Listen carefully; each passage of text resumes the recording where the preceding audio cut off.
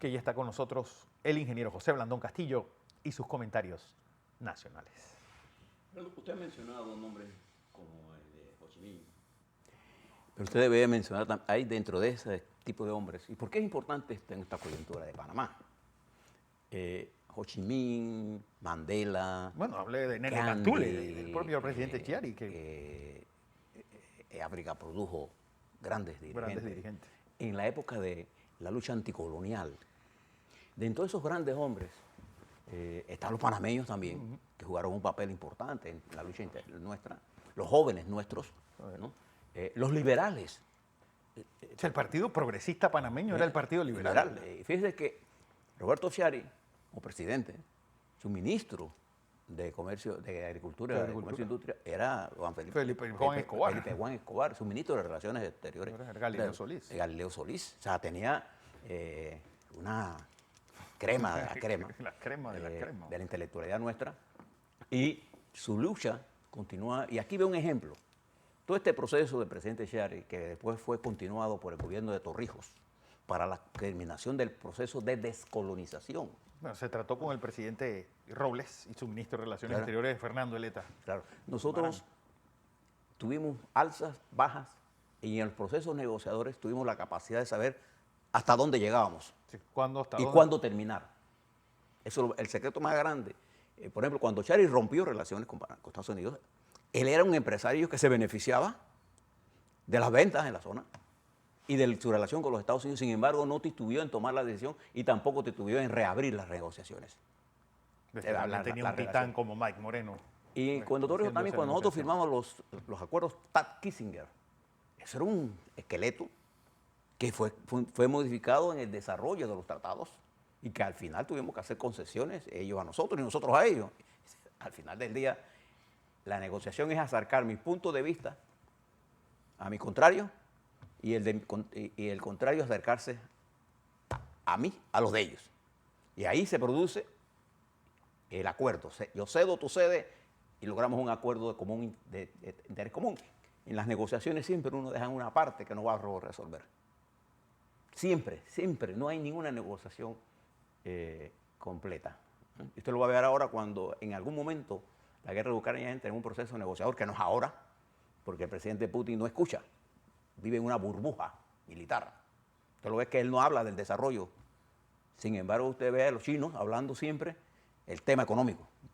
Usted no ve a ningún dirigente ruso hablando sobre el desarrollo y la propuesta de desarrollo de Rusia. Bien. ¿Por qué yo les traigo esto? Porque en Panamá nosotros nos enfrentamos a un proceso electoral en el marco de una economía que tiene indicadores macroeconómicos muy buenos.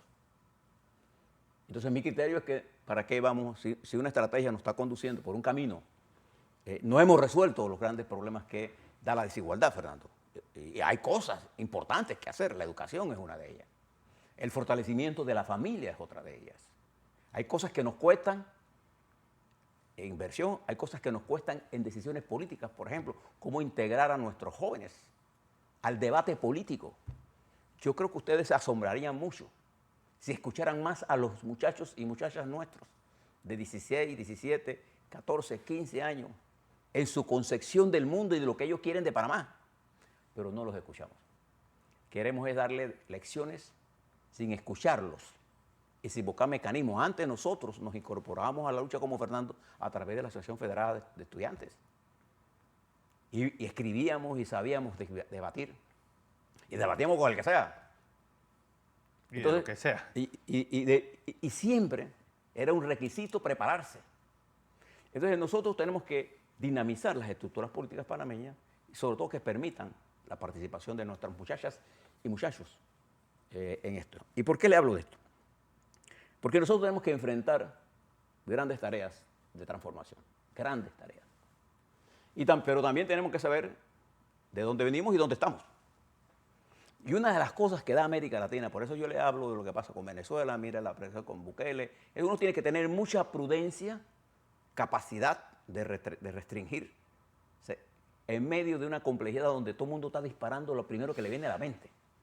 A veces se olvidan de que son presidentes. Y se meten en todo. Entonces nosotros hemos construido, los panameños en general hemos construido un país con una gran probabilidad de dar el gran salto al desarrollo.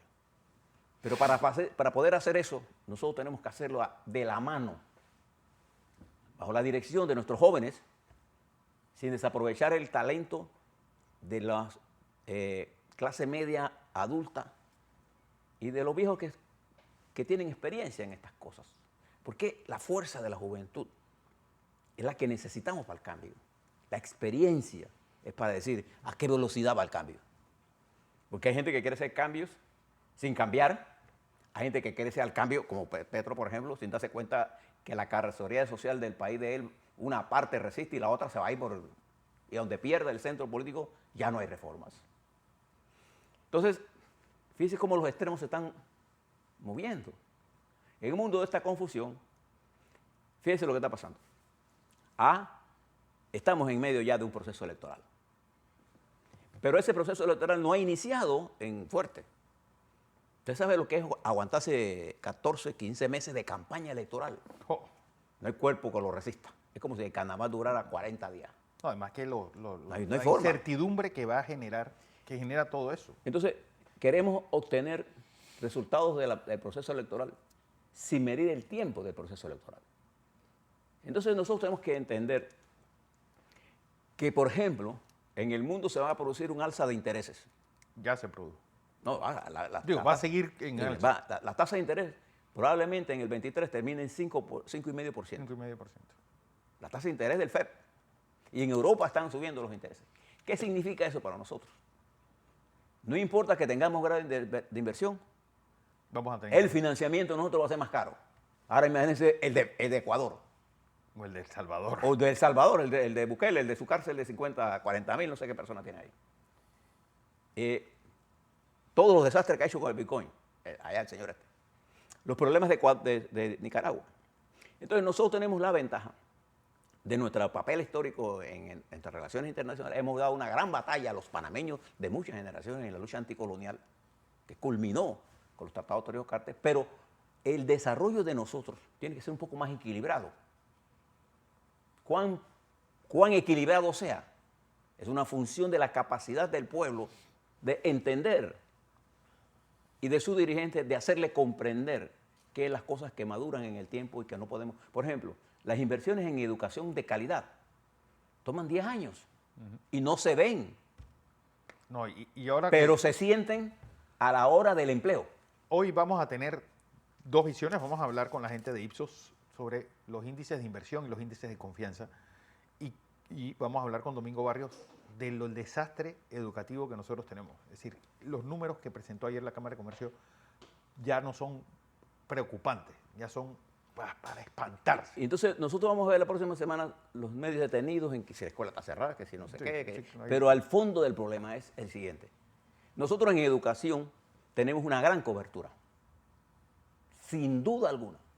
Lo que no tenemos es una calidad de la educación fundamental para la formación del empleo y no tenemos una escuela de formación de nuestra clase trabajadora para elevar el nivel de productividad y un nivel de inversión en capitales para que la productividad junto con el mejoramiento de... Si usted quiere ver esto, mire, y tenemos ejemplos en Panamá, no tenemos que buscarlo en ningún lado. Panamá Pacífico es un ejemplo, Fernando. Cuando las cosas salen Cuando bien. las cosas se hacen bien. Todo ese complejo que se ha desarrollado allí reemplazó a todo el gasto que hacían los militares norteamericanos cuando estaban en la zona de Canadá. El complejo es solo el campo, sin hablar del complejo portuario que hemos creado. Y ahora le dimos el complejo minero y el complejo minero. Y toda la infraestructura que hemos hecho durante estos 30 años, 40 años de paz, pero que ha generado esta desigualdad, grandes lagunas, grandes discriminaciones existen en la sociedad hacia la mujer, hacia la participación de las mujeres, nuevos grupos y nuevas tendencias surgen en Panamá. Los movimientos LGTB son producto de una conciencia mundial, que toman conciencia de que las minorías también tienen sus derechos y nosotros tenemos que reconocerle el derecho. Es la sociedad, la mayoría. Entonces, estas cosas requieren un nivel de tolerancia, Fernando. Y la campaña que está hoy, las dos campañas que de verdad se están disputando, son las campañas que tienen que ver con los cambios de las directivas y de los convencionales. Sí. CD, por ejemplo, está en campaña. Así es. Molidena está en campaña. El Partido Panameñista, el Partido PRD, el Partido RM y los demás partidos tienen su estructura. Y hay un grupo de partidos pequeños que son críticos de los grandes, pero ellos escogen de a dedo todos sus candidatos. Sí, sí, exacto. Bien, y hay un grupo importante de candidatos independientes que no pueden llenar, y los que la tienen, casi del 65% de su membresía son de los partidos. Son de los partidos. ¿Eh? Entonces, tenemos que entender todo para poder analizar con sensatez, con prudencia y con inteligencia Así es. estas cosas. Así es.